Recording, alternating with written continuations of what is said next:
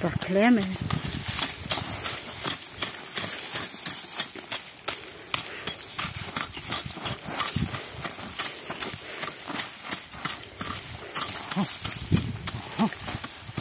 Nào cái tan. Tí nữa đi.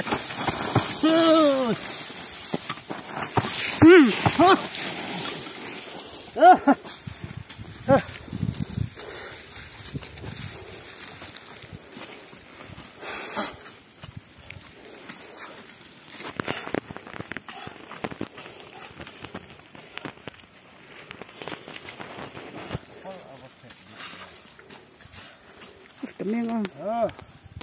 Rồi, mới lấy sụp tới đi đã.